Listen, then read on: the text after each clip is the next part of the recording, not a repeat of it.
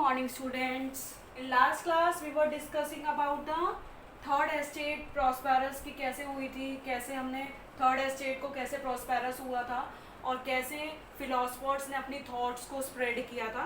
ठीक है, आज हम अपना देख रहे हैं the outbreak of the revolution कि कैसे रिवॉल्यूशन का आउटब्रेक हुआ था. ठीक है, अब लुइस 16 क्या कर रहे थे भाई, टैक्सेस की रेट्स को इंक्रीज कर रहे थे. ठीक है, he want to increase the tax rate. Okay, क्या हुआ था भाई, प्लान टू इम्पोज टैक्सेस. उस टाइम पर क्या होता था कि अगर जो किंग है वो टैक्सेस की रेट को इंक्रीज करना चाहता है तो can't take without the meeting of estate journal.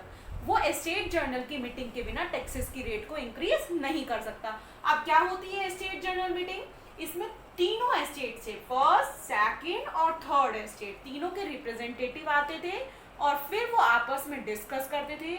अगर वो सब तीनों जो एस्टेट के रिप्रेजेंटेटिव एग्री होते थे तभी जो राजा है, किंग है, वो टैक्सेस की रेट्स को क्या कर सकता था, इंक्रीज कर सकता था.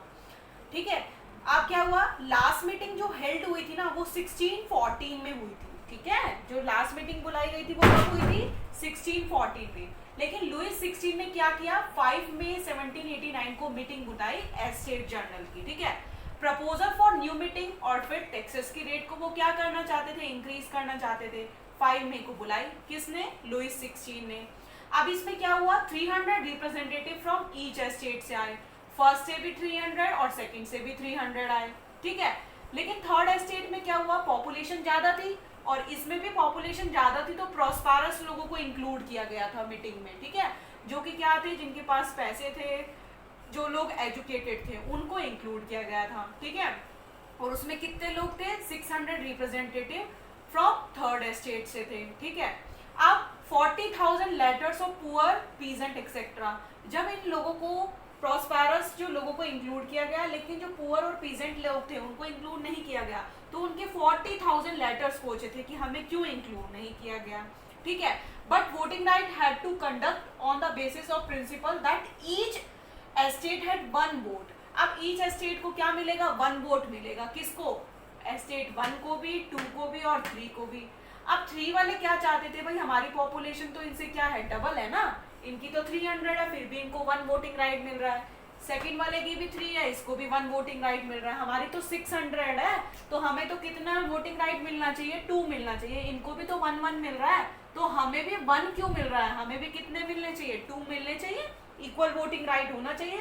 ठीक है, अब रूजो ने अपने फिलॉसफी में बोला था सोशल कॉन्ट्रैक्ट. उन्होंने क्या किया था कि सबको कैसा राइट होना चाहिए, इक्वल वोटिंग राइट मिलना चाहिए. ठीक है, मींस थर्ड एस्टेट वालों को भी क्या चाहते थे वो लोग कि हमें भी क्या मिले, 2 वोटिंग राइट मिलने चाहिए. जब इनको 300 पर 2 वोटिंग राइट मिल रहे हैं तो हमारी पॉपुलेशन तो इनसे डबल है, फिर हमें वोटिंग राइट 1 क्यों मिल रहा है, हमें भी 2 मिलने चाहिए ना.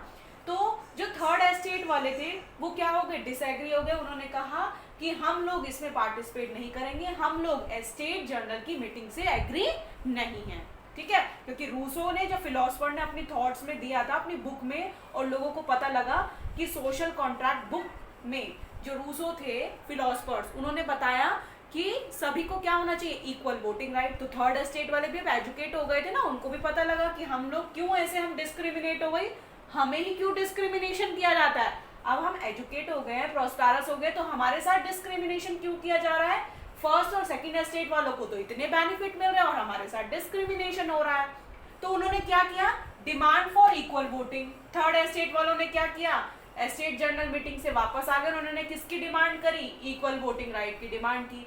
लेकिन king rejected the proposal. King ने उनका जो प्रपोजल था उनको क्या कर दिया, रिजेक्ट कर दिया. ठीक है, इन्होंने क्या किया, जब किंग ने इनका प्रपोजल क्या कर दिया, रिजेक्ट कर दिया, तो इन्होंने टेनिस कोर्ट में जाकर, ठीक है, टेनिस कोर्ट था एक बहुत बड़ा, उसमें जाकर फॉर्मेशन ऑफ नेशनल असेंबली, इन्होंने स्टेट की जगह अब क्या बना ली भाई, नेशनल असेंबली.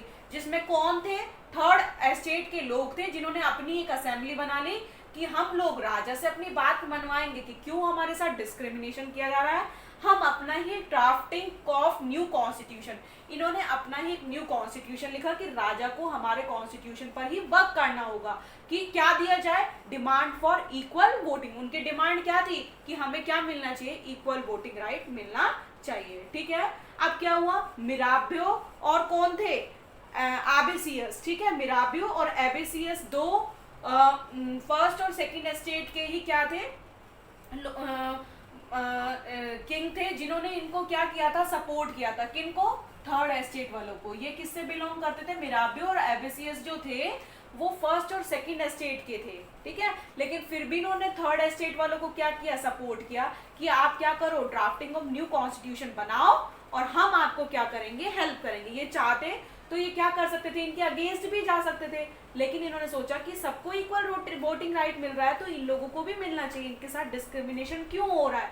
तो मिराबियो और एबेसियस ने इनकी हेल्प करी, ठीक है। तो इन्होंने जब हेल्प करी तो ड्राफ्टिंग ऑफ न्यू कॉन्स्टिट्यूशन जब लिखा गया तो उनमें मिराबियो और एबेसियस ने थर्ड एस्टेट वालों की क्या करी, हेल्प करी। उन्होंने बताया what is third estate, third estate क्या है, क्यों इनके साथ इस तरीके का डिस्क्रिमिनेशन किया जा रहा है, और व्हाट अबाउट द सोसाइटी, उस समय सोसाइटी की हालत किस तरीके की थी, ठीक है।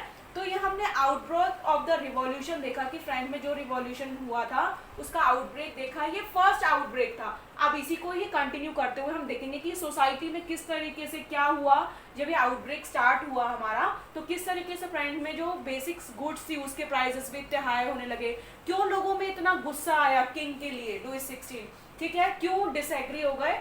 तो अब हम इसको नेक्स्ट क्लास में अपना कंटिन्यू करते हैं और देखते हैं कि किस तरीके से आउटब्रेक ऑफ द रिवॉल्यूशन का सेकंड पार्ट हम कंटिन्यू करेंगे। Okay students, thank you, have a nice day.